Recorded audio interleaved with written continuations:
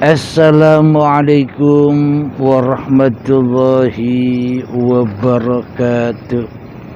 Bismillahirrahmanirrahim. Ashhadu an la ilaha illallah wa ashhadu anna Muhammadar Rasulullah. Allahumma salli ala sayyidina Muhammad wa ala ali sayyidina Muhammad. Rabbi syrah li sadri wa yassir li amri wahlul 'uqdatam min lisani yafqahu qawli. Amin. Bismillahirrahmanirrahim.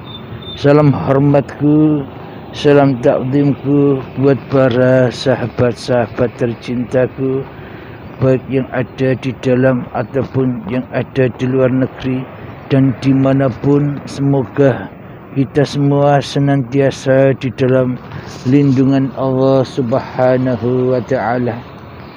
Amin ya rabbal alamin. Sebelum kita awali kajian di pagi yang ini di kota Banda Aceh yang indah ini, marilah kita kemahkan di dalam nyawa, di dalam jiwa, di dalam hati, di dalam roh, di dalam hidup. Mari kita kemahkan bersama kalimat thayyibah. Subhanallah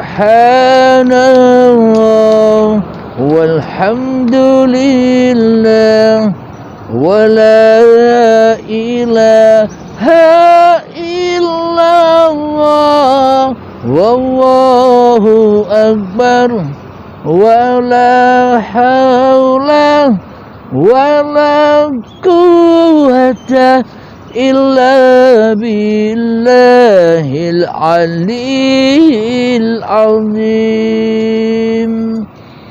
Alhamdulillahi rabbil alamin. Di pagi yang indah ini ada sebuah pertanyaan dari sahabat kita yang ada di Singapura. Marilah kita dengarkan bersama-sama. Silahkan Kang Mas. Assalamualaikum warahmatullahi ta'ala wabarakatuh. Pada sahabat-sahabat urip Allah, dan terutamanya kepada Kang Abdul Halim. Saya Zaid dari Singapura ingin mengutarakan satu soalan atau pertanyaan. Apakah Siratul Mustaqim ketentuan Allah atau urip Allah kepada tanah-tanah kuburan ini, atau di saat afaalnya Allah? Sekian, terima kasih. Wassalamualaikum warahmatullahi wabarakatuh. Terima kasih, Kang. Semoga kita dapat pencerahan ini. Alhamdulillahi rabbil alamin. Pertanyaannya adalah, di mana letak Siratal Mustaqim itu? Apakah Siratal Mustaqim itu ada di tanah ketika manusia dikubur? Dan apakah Siratal Mustaqim itu ada di dalam af'alullah? Sadaqallahul azim. Bismillahirrahmanirrahim. Alhamdulillahi rabbil alamin.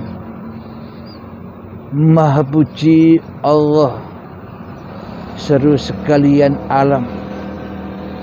Ar-Rahmanir-Rahim, Maha kasih dan Maha sayang. Maliki Yaumiddin, yang merajai alam semesta ini. Iyyaka na'budu, kepadamulah kami menyembah. Wa iyyaka nasta'in, dan kepadamulah kami memohon pertolongan.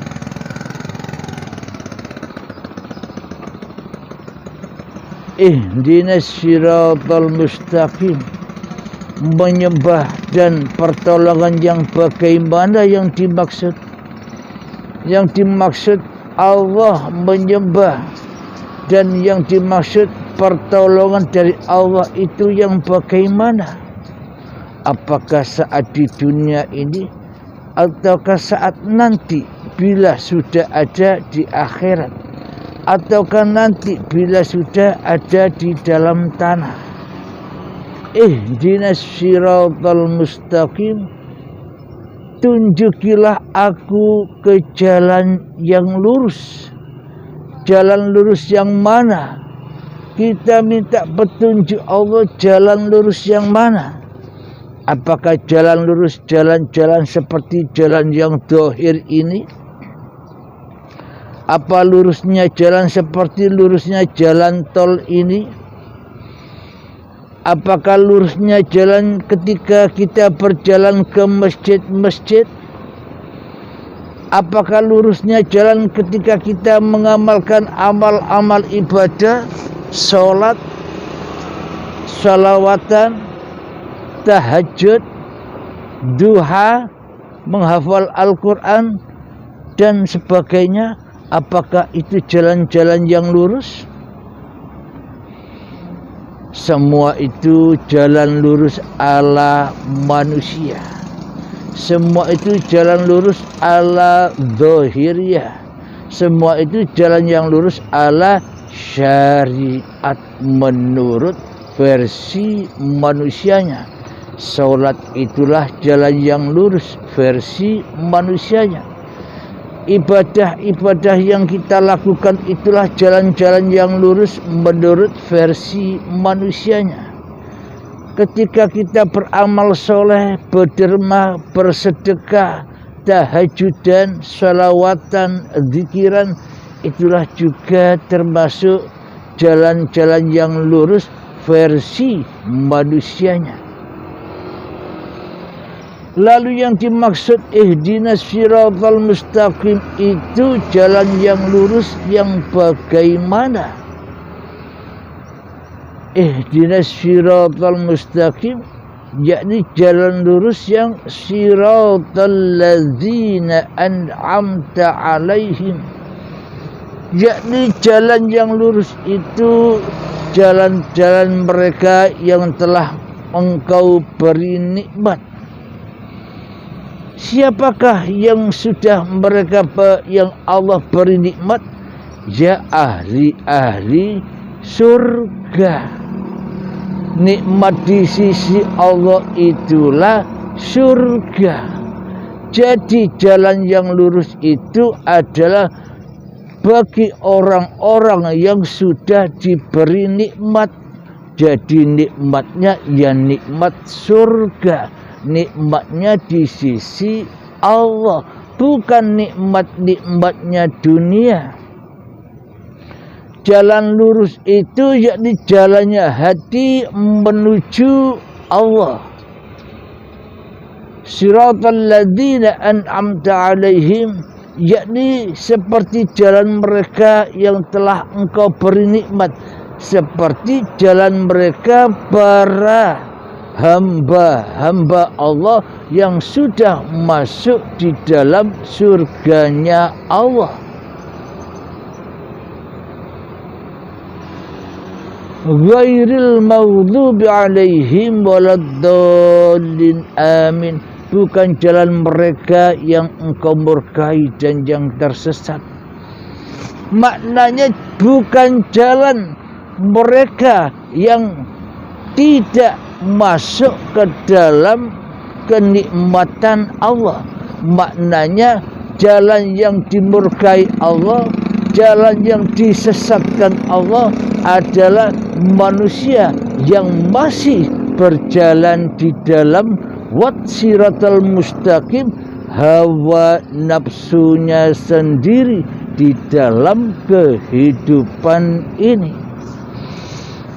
Itulah jalan-jalan yang dimurkai dan jalan yang tersesat di sisi Allah, yakni masuk di dalam anar, masuk di dalam jahanamnya Allah, dan mereka tidak akan selamat menuju kenikmatan yang Allah berikan di dalam surga Allah, yakni di sisi Allah.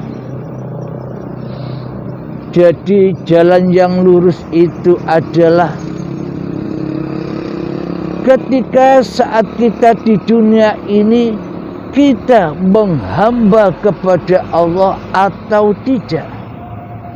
Ketika saat di dunia ini kita mengabdi kepada Allah atau tidak. Di dunia ini kita mewujudkan, menghidupkan, mengkuasakan Allah daripada kita atau tidak.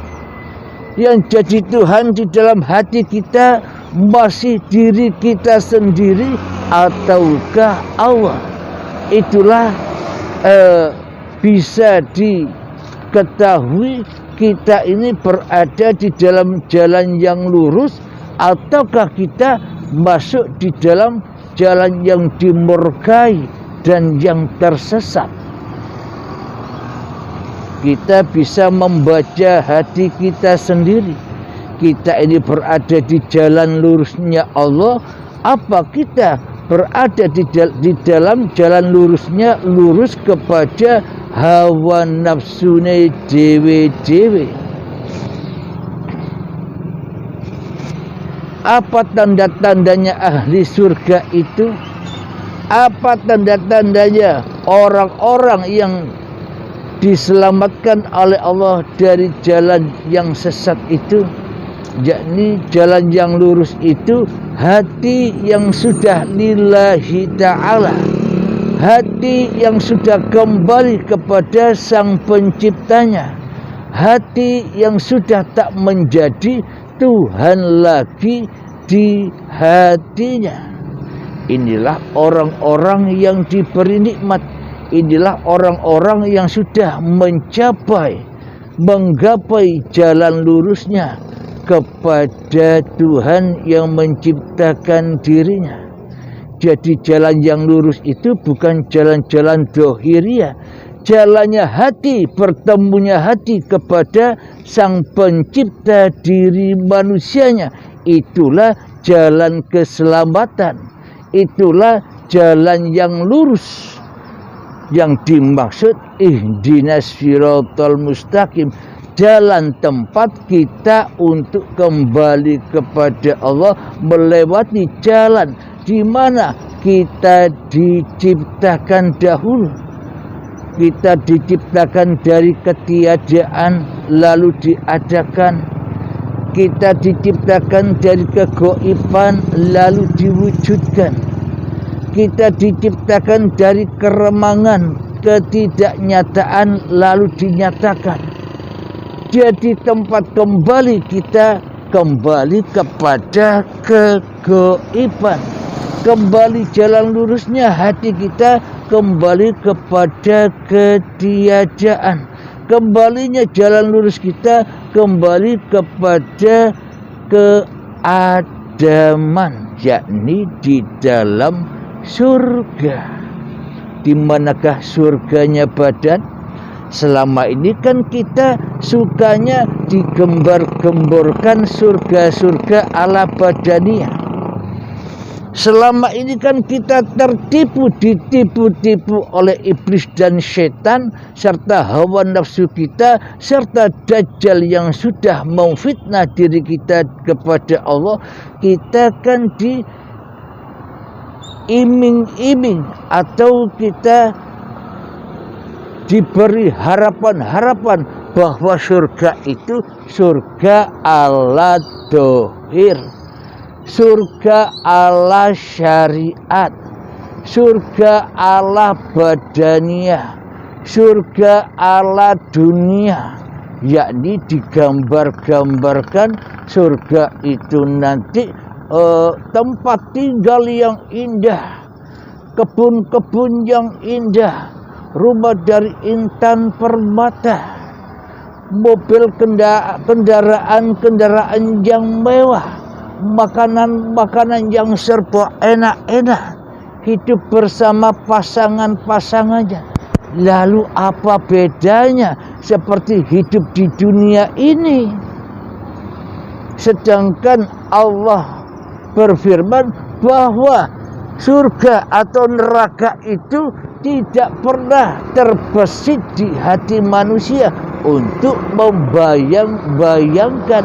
Loh, kok selama ini surga dan neraka dibayang-bayangkan ala dohiriyah, surga dan neraka dibayang-bayangkan ala syariat, karena manusianya masih beragamakan, masih bertuhankan dirinya sendiri di hatinya, maka yang dicintai adalah dirinya, bukan Tuhannya.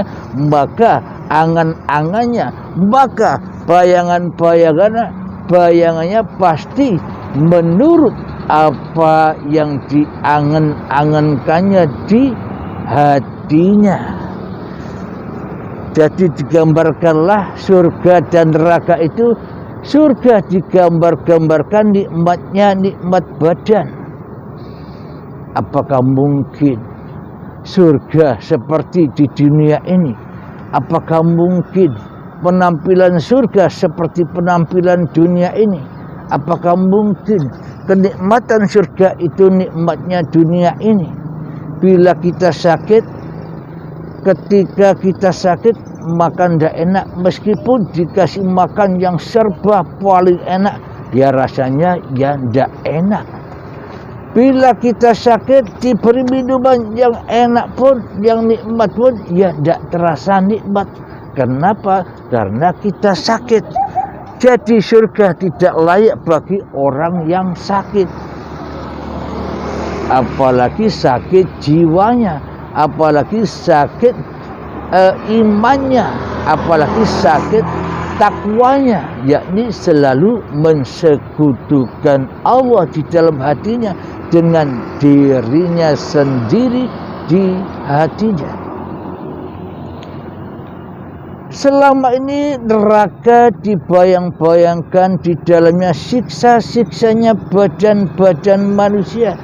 Ada yang dipotong-potong sendiri tangannya, ada yang dipotong-potong sendiri lidahnya, ada yang dipotong-potong sendiri kaki-kakinya, ada yang dipotong-potong sendiri leher-lehernya.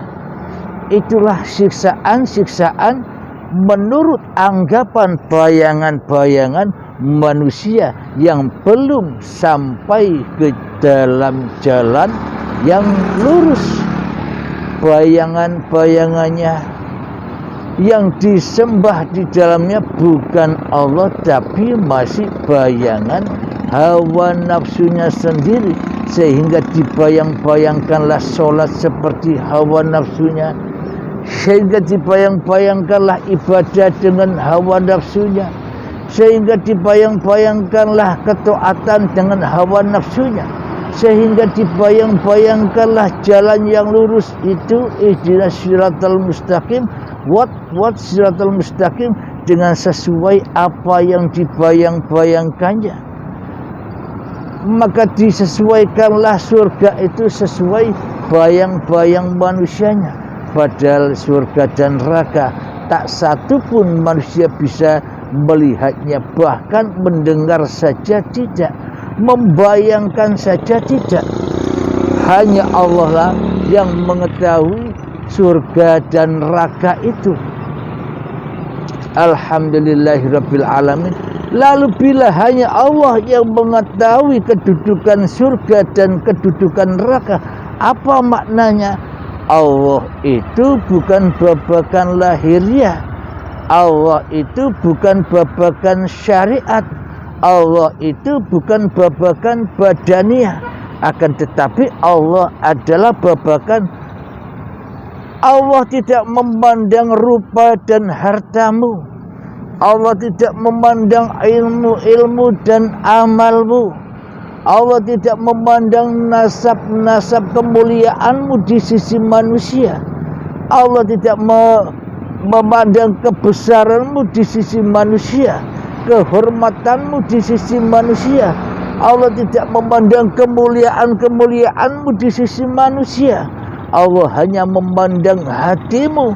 Di dalam hatimu yang wujud itu Allah sebagai pencipta dirimu, ataukah masih dirimu yang lebih wujud daripada Allah pencipta dirimu di hatimu?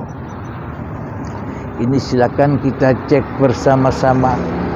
Di dalam diri kita ini yang wujud siapa?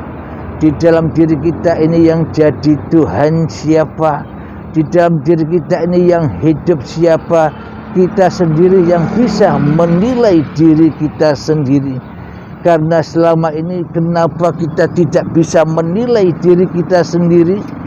Karena kita selama ini hanyalah memulia-muliakan diri kita sendiri. Selama ini kita hanya membangga-banggakan diri kita sendiri, sehingga kita bisanya hanya menilai orang lain saja.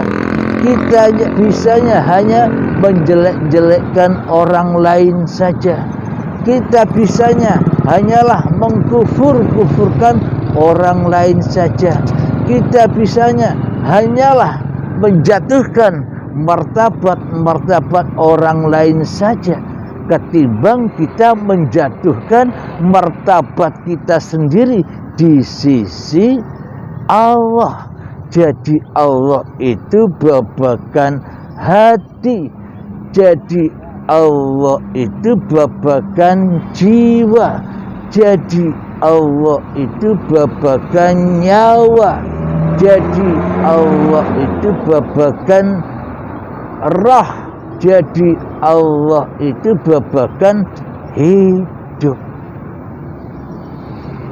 Jadi yang disiksa itu adalah jiwa-jiwa yang mati. Jadi yang disiksa itu adalah jiwa-jiwa yang tersesat, domba-domba yang tersesat, manusia yang masih memperturutkan hawa nafsunya di hatinya, manusia yang masih kewujudan diri manusianya di hatinya, manusia yang masih menjadi rajanya manusia di hatinya. Itulah orang-orang yang memperturutkan hawa nafsu. Maka tidak lebih tinggi derajatnya mereka di sisi Tuhannya, tidak melebihi seperti hayawan, bahkan lebih rendah daripada hayawan. Dikasih akal kok tidak berakal, dikasih pikiran kok tidak mau berpikir tentang kebesaran Tuhannya di hatinya. Alhamdulillahirabbil alamin. Jadi yang disiksa di kubur, di azab kubur itu apanya? Jiwanya yang disiksa. Kenapa? Karena jauh dari jalan yang lurus. Kenapa badannya disiksa? Karena tidak pulang kepada asal usulnya. Kenapa jiwa disiksa? Karena tersesat dari jalan menuju Tuhannya. Kenapa disiksa? Karena tidak bertakwa dan tidak beriman kepada Tuhannya, kecuali hanyalah beriman kepada hawa nafsunya sendiri. Lalu kapan disiksa jiwa itu? Nanti setelah mati atau saat ini ketika hidup? Lalu adanya jiwa itu nanti apa sekarang? Adanya bahan bakarnya siksa dan azab yang pedih, adanya bahan bakarnya neraka yang terdiri dari badan-badan manusia dan hati yang keras melebihi kerasnya batu itu adanya sekarang atau nanti? Bila sekarang sudah ada, ya siksanya ya sekarang. Manusia dipenuhi dengan rasa ketakutan demi ketakutan. Manusia dipenuhi dengan rasa kegundahan demi kegundahan. Manusia ditakut-takuti dengan kemiskinan.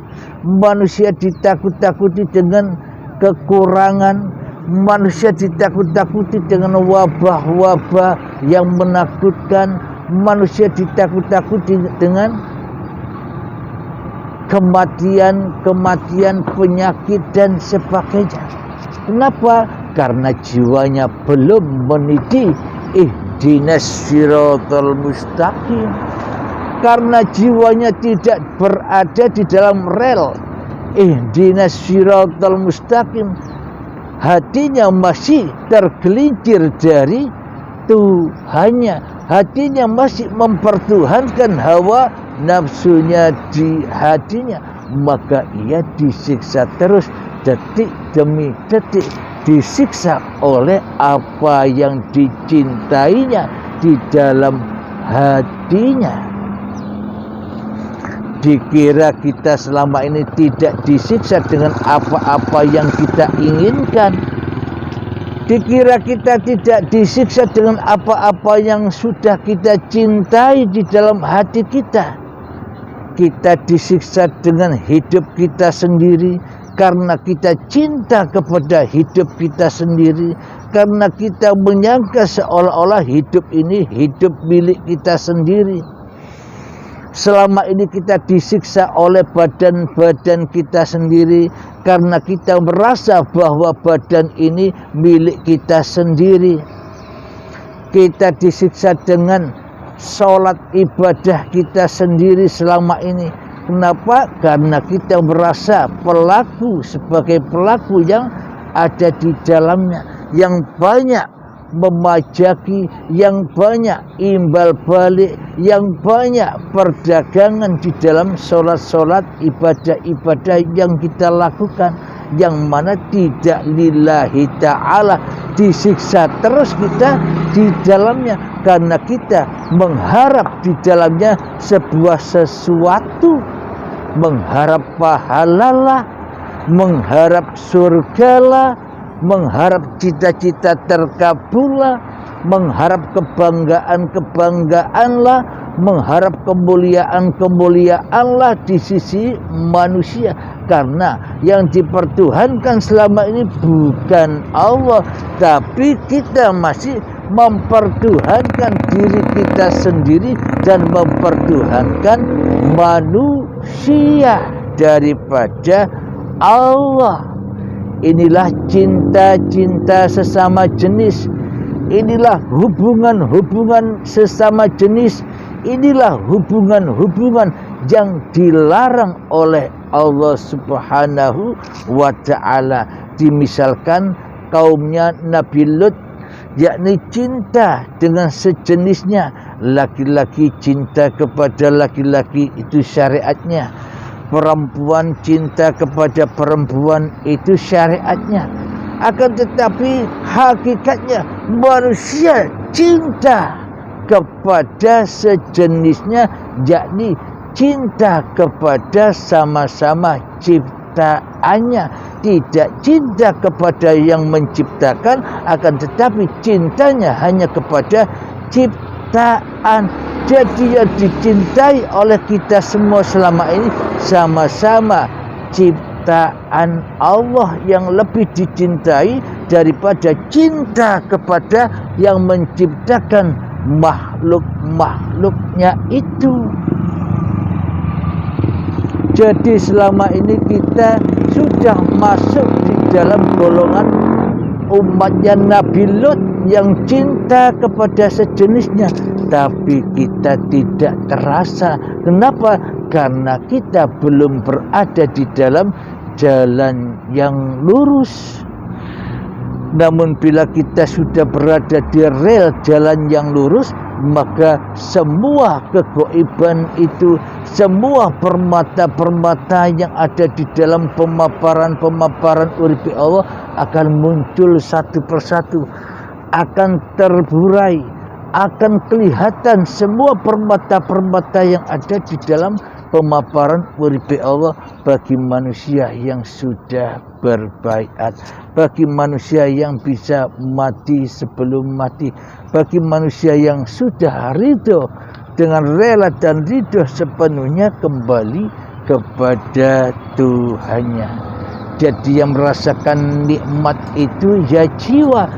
Ya ayyatuhan nafsul mutmainnah, wahai jiwa-jiwa yang tenang, bagaimanakah cara agar jiwa kita tenang?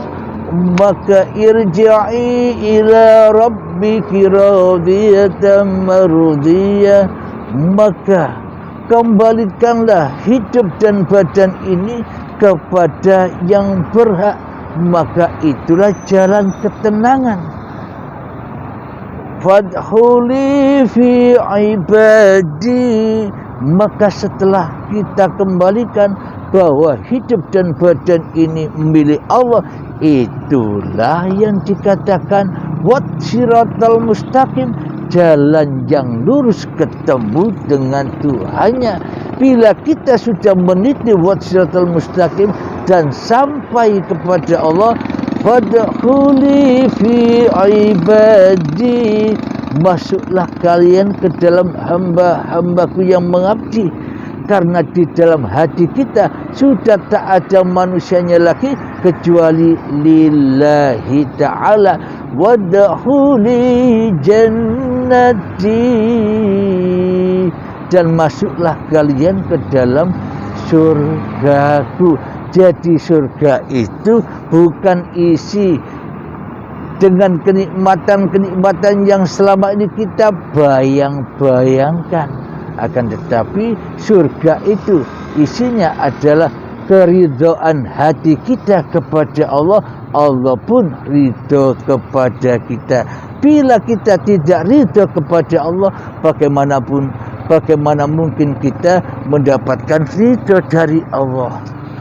Alhamdulillahirabbil alamin. Sebelum kita akhiri kajian di pagi yang indah ini, marilah kita berlatih seperti biasanya, berlatih mengheningkan cipta-cipta diri manusia kita, berlatih mengkosongkan cipta-cipta diri manusia kita, berlatih kembalikan diri kita kepada Allah, berlatih kembali kepada asal-usul kejadian kita, dari tak ada menjadi ada, dari gaib menjadi wujud, dari adam menjadi nyata. Maka kembalilah ke alam kesejatian diri kita, asal usul kita berada. Alladzina yu'minuna bil ghaibi, orang-orang beriman itu adalah yakin dan percaya dengan nyata bahwa dirinya lah yang gaib, bukan Allah yang gaib. Itulah orang yang beriman. Tapi bila mana Allahnya yang gaib, manusianya yang nyata, berarti manusianya tidak beriman kepada Allah.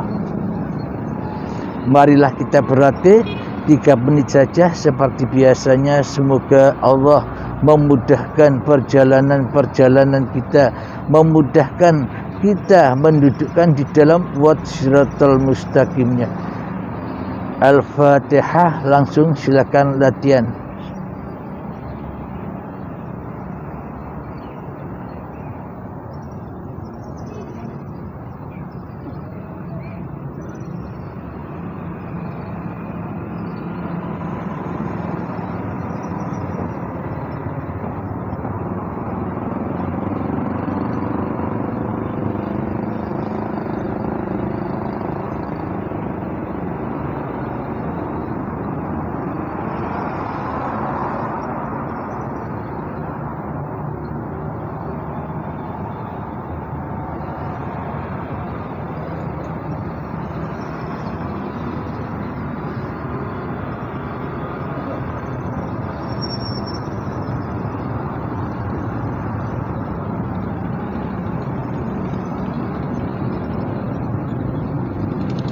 Alhamdulillahirabbil alamin.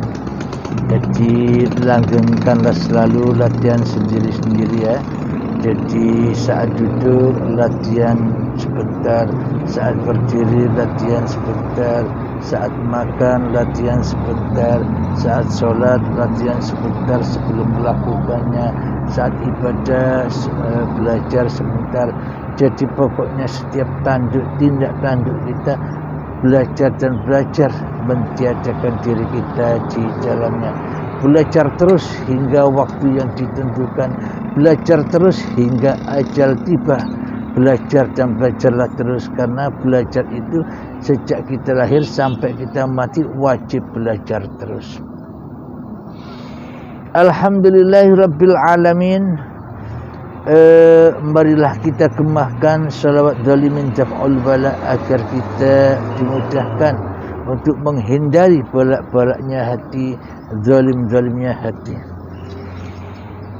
Allahumma salli ala sayyidina Muhammad wa ashghili zalimin bizalimin.